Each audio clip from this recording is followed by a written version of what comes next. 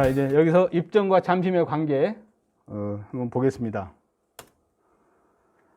자, 이 부분은 제가 여기 앉아 계신 우리 박택상 동지께서 이제 그 잠심 수련기를 저한테 제공을 해 주셔가지고 제가 그 호흡의 비밀 잠심편에 많이 소개를 했었는데, 우리 박택상 동지의 잠심 경험담을 들으면서 그 입정 부분하고 연결이 됐어요.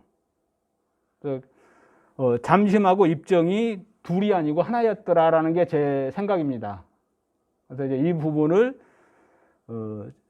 호린이 여러분들, 새로 시작하시는 분들한테도 좀 알려주고 싶어서 정리를 한 겁니다. 자, 입정은 제가 5단계로 구분을 해놨어요. 1단계 비몽사몽 단계, 2단계가 사상누각 단계, 3단계가 안정 단계, 4단계가 경고한 단계, 5단계가 유정유일 단계 했는데, 이 잠심에서도 제가 1강 했던 거 호흡의 비밀 잠심편 보셨는지 모르겠는데, 잠심에서도 처음에 비몽사몽 단계가 나왔어요. 그 다음에 두 번째로 이제 잠심에서 고요함 속으로 들어갔어요. 우리 박동지께서. 그러면 이 고요함은 어디서 오냐? 이 사상누각 단계에서 고요함이 찾아옵니다. 그러니까 대신에 이제 사상누각 단계는 말 그대로 모래 위에 쌓은 성처럼 호흡의 집중력이 흐트러지면, 잡념이 들어오면은 그 고요함 속에서 싹 빠져나와 버려요. 아주 썰무처럼 싹 빠져나와 버립니다. 굉장히 불안정해요. 근데 사상누각 단계부터는 그 심파가 수평선이 됐을 때 호흡이 땅 치고 들어가서 고요함 속으로 쑥 들어가는, 거기서 있다 나오는 단계이기 때문에 그 고요함이 상당히 즐길만 합니다. 근데 상당히 불안해. 사상누각 단계는 이제 고요함 속으로 들어가는 단계인데 살짝 불안해요. 호흡이 조금만 그 잡념에 들어도 그 썰무처럼 이제 빠져나와 버리니까, 고요함에서. 근데 잠심에서도 고요함이 느껴지더라 이거예요. 그리고 이제 세 번째가 입정에서는 안정 단계입니다. 이때는 살짝 좀 호흡이 흐트러져도, 살짝 잡념이 들어와도 그 입정 밖으로, 고요함 밖으로 쓸려 나가는 게 아니고 그 고요함을 유지를 하고 있어요. 근데 되게 불안해. 경계선에서 쓸려 나갈까, 고요함 안에 머물러 있을까.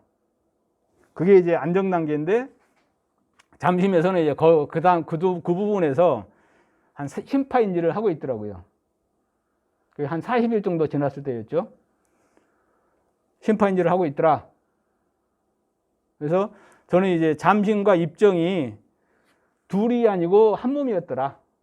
잠심을 통해서도 비몽사몽 단계에서 고요함 속으로 해가지고 심파인지를 하면서 요런 재미를 갖더라.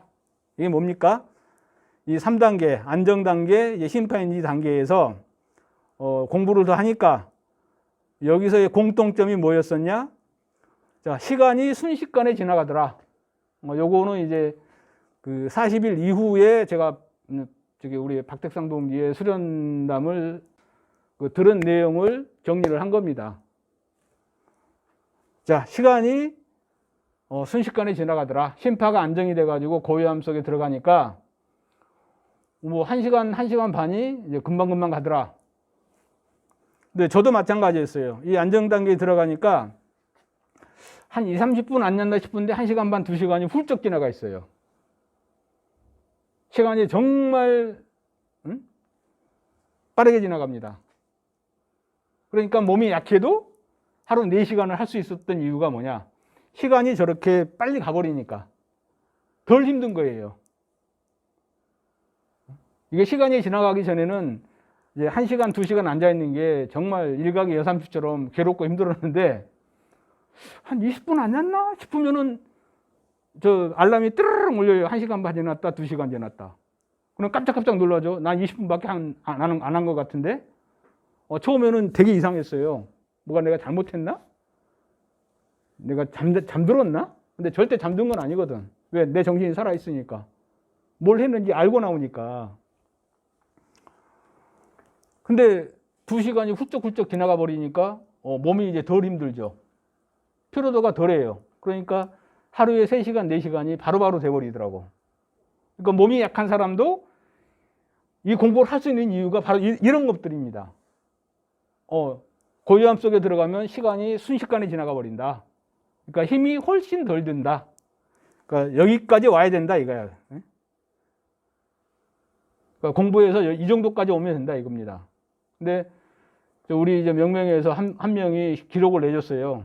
공부 시작해가지고 1년 반 만에 입정 2단계, 이 사상누각 단계를 왔습니다. 1년 반 만에. 그렇다고 그 친구가 공부만 했냐? 아니에요. 회사원입니다. 직장 다니면서 공부를 했어요. 구미에 사는데. 그래서 몸이 약한 사람들도 할 수 있다. 는 것을 이제 말씀드리고 싶고, 그 다음에 두 번째가 뭐냐면은 잠심을 먼저 한 다음에 고요함 속으로 쑥 빨려 들어가는 상태에서 이제 그 상태에서 호흡이 쭉쭉 늘어나더라. 늘리기를 해보니까 쭉 잘 늘어나더라. 요거는 제가 최근에 그 2명한테 들은 얘기입니다.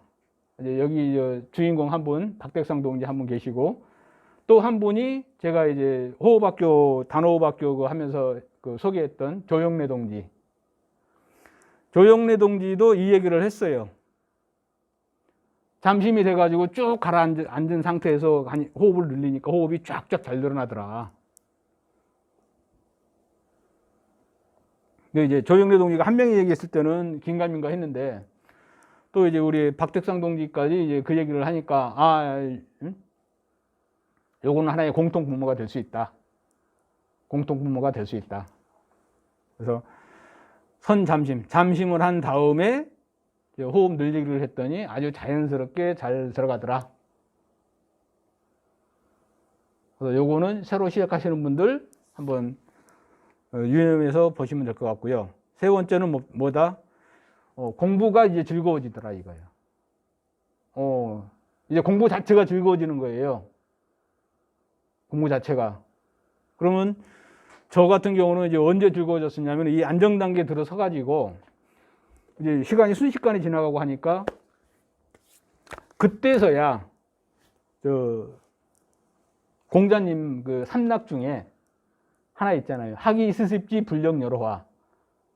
학이 배우고 시습지 때때로 익히니 불력 여로화 즐겁지 아니한가. 요약하면 학습지 여로화인데 학습은 즐겁지 않느냐. 배우고 익히는 것은.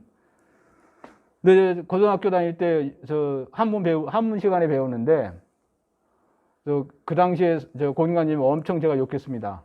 이런 거짓말을 하시면 어떡하냐고 대성님께서. 공부하는데 즐거웠습니까? 학과 공부할 때 즐거우셨나요? 저는 하나도 안 즐거웠어요. 고역이었습니다. 외울 것도 많고 하기도 힘들고. 근데 이 호흡 공부를, 조식 공부를 해가지고 이 안정 단계를 넘어서가지고 고요함 속에 있다 나오니까 시간이 순식간에 지나가고 그 자체가 이제 너무 즐겁고 재밌는 거예요. 그러니까 오늘 이제 회사에서 일을 하면서도 내일 새벽이 기다려지는 겁니다. 빨리 이제 그 고요함 속으로 들어가가지고 그 고요함 속의 즐거움을 이제 내가 느끼고 싶으니까. 이게 막 다음날 새벽 그 공부 시간이 기다려져요. 근데 우리 조영래 동지나 우리 박택상 동지도 잠심 단계에서 고요함 속에 들어가서 심파인지 해가지고 시간이 순식간에 지나가고 이런 경험을 하다 보니까 공부 자체가 이제 즐거워지더라 이겁니다. 입정과 잠심이 이런 관계가 있다. 자, 이제 조식 연습을 한번 보겠습니다. 자, 조식은 뭡니까? 들숨, 날숨을 똑같게 해주는 겁니다. 그러니까 20초까지 올라가야 되는데 20초 올라가면 10초 들이마시고 10초 내쉬는 게 똑같아야 돼요. 1시간 한다, 2시간 한다 하면은 이 들숨, 날숨을 1초도 틀리면 안 돼요. 똑같이 해주는데 아주 여유롭게 해줘야 됩니다. 아주 여유롭게. 한 번이라도 훅 들이마시거나 훅 내쉬거나 호흡이 흐트러지면 안 돼요. 그래서 이제 조식 연습을 합니다. 다음에 그럼 조식 연습 이제 방법을 어떻게 하느냐? 이제 조식 연습이 이제 호흡 20초 늘리기인데 이때는 시계를 보면서 연습을 합니다. 우리가 조식 연습을 들숨날숨을 맞추는 연습을 한 번도 안 해봤기 때문에 시계를 보면서 하는 걸 권하고요. 이 조식 연습, 이 호흡 20초 늘리기 이때는 아마 우리가 처음이자 마지막으로 인위적인 늘리기를 하는 겁니다. 제 생각은 그래요. 제 의견은 그렇습니다. 인위적으로 내 호흡을 늘려야 된다라고 하는 부분은 딱 우리 조식법에서는 여기 2단계밖에 없어요. 20초 늘리는, 호흡 20초 늘리는 단계. 여기서만 내 인위적으로 호흡을 늘리는 과정을 필요합니다. 근데 이 과정이 넘어갔다? 저는 절대 호흡은 인위적으로 늘리는 것이 아니다라고 저는 얘기를 합니다. 다른 분들은 다른 얘기 할 수 있어요. 네, 저는 제 경험하고 제 주변에 이제 몇 명의 동지들 그 수련한 경험담을 취합한 걸로는 인위적인 늘리기는 하면 안 된다. 언제가 허용되느냐? 딱 호흡 20초 늘리기 할 때만 허용이 된다. 이때만 인위적인 늘리기를 한다. 그래서 연습을 할 때는 이제 코어에서 단전까지 왕래 반복을 합니다. 방법은 코어하고 단전까지 왔다 갔다 해요. 정신은 아까 뭐라고 그랬죠? 단전에 주하고 드나드는 호흡을 관한다고 그랬죠? 이 두 가지가 안 되면은 둘 중에 하나씩만 해도 된다고 그랬죠? 단전에 주해도 되고 호흡을 따라다녀도 되고. 또 다른 방법도 있어요. 점을 하나 찍어가지고 그 점을 왔다 갔다 하는 방법도 있어요. 방법이 3가지가 나오죠? 이 셋 중에 나한테 편한 걸 하시면 돼요. 반드시 이렇게 해야 된다는 답은, 룰은 우리 조식법에는 없습니다. 코에서 단전까지 길이 나면 되고, 열어가면 되고, 단전에 6기를 하면 되니까, 방법들은 나한테 맞는 방법을 찾아서 하시면 돼요. 반드시 이렇게라는 건 없습니다. 자, 입식, 출식을 균일하게 한다. 3초 들이마시고 3초 내쉬고, 4초 들이마시고 4초 내쉬고.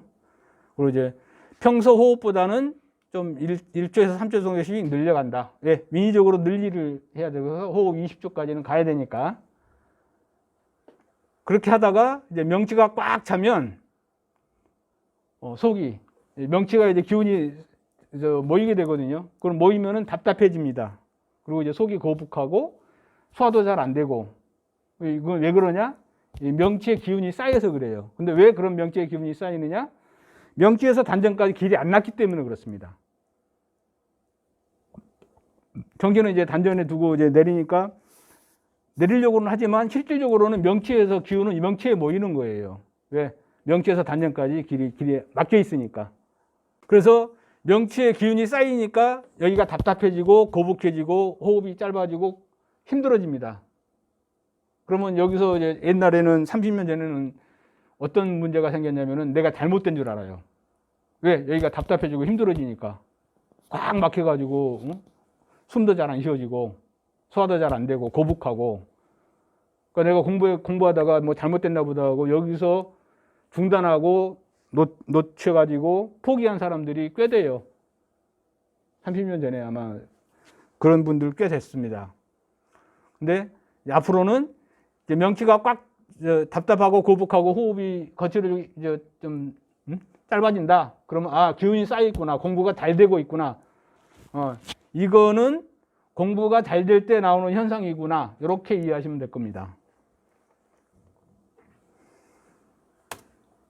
자, 6기가 나왔습니다. 자, 6기는 뭐냐?